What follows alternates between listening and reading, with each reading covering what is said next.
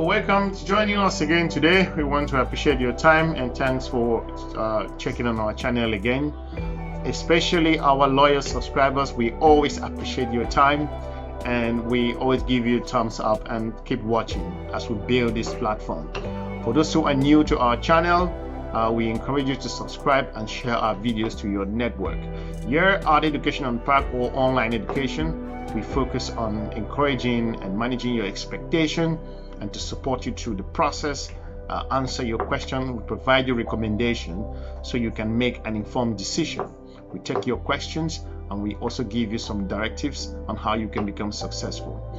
Today we're going to focus about the technicalities needed in an online as an online student, what you need to be successful technically. There's a lot of questions around what my technical capabilities, what types of systems I'm going to be using, how would that relate to my success. All of these questions are very important, so we're going to break it down today.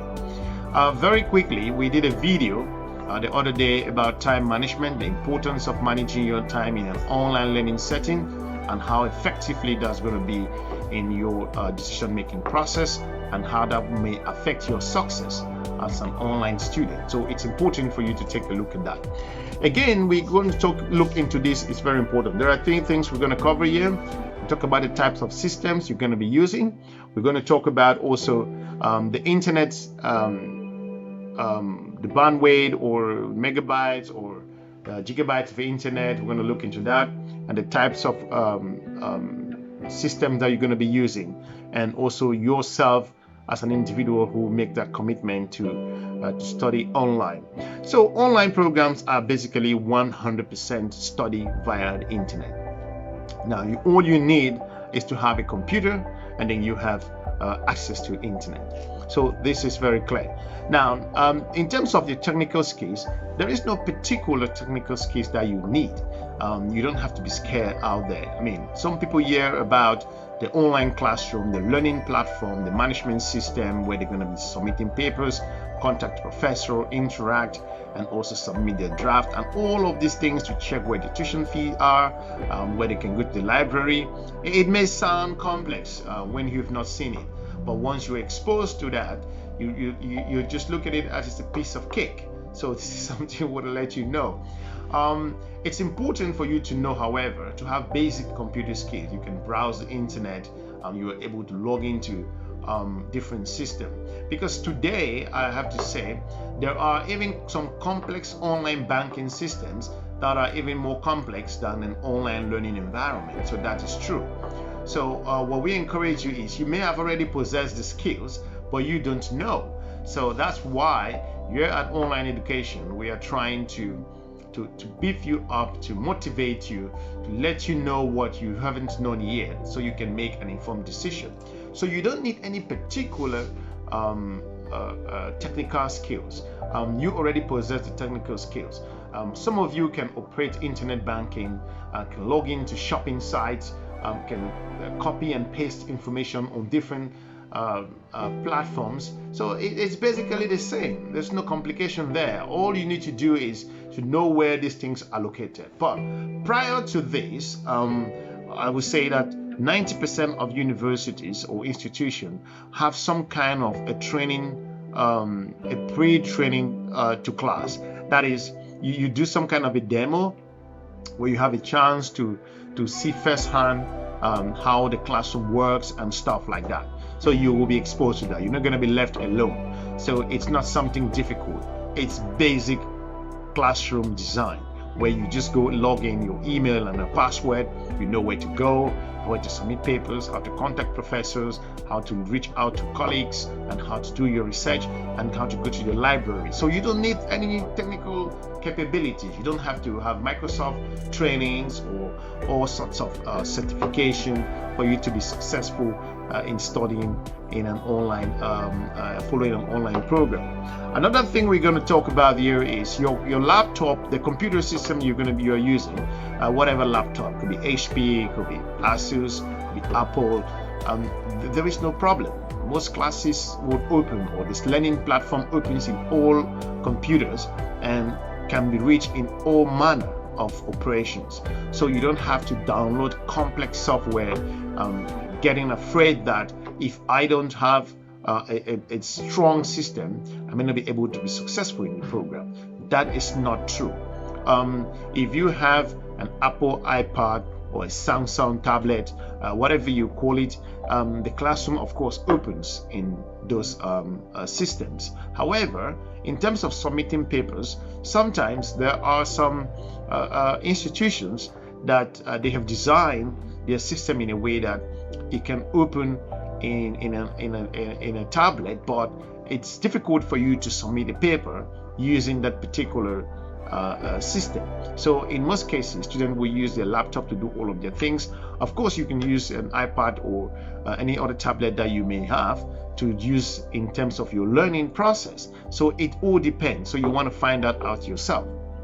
Also, in terms of the internet connectivity, this is a very important one. Now, it all depends on which location, wherever you know where you are.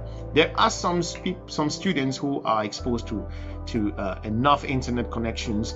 You have your Wi-Fi at home, you can use that. For those students who are located in remote areas around the world or in developing nations where the internet is a little stronger in the capitals, and in the smaller cities they are not. So you have to be very creative in the way you're going to be learning. You want to make sure that you have access to internet when you're about to submit your paper. The good thing about online learning is that everything has been pre-organized, so you know what is coming forward. You have your syllabus ahead of time. So going back to in terms of the internet connection, if you have up to 100 megabyte of internet, you can open your classroom still. You can go in there and read. Of course, when it comes to downloading heavy content, you may want to, or like a brochure, you want to download some stuff, you may want to have strong internet in that case.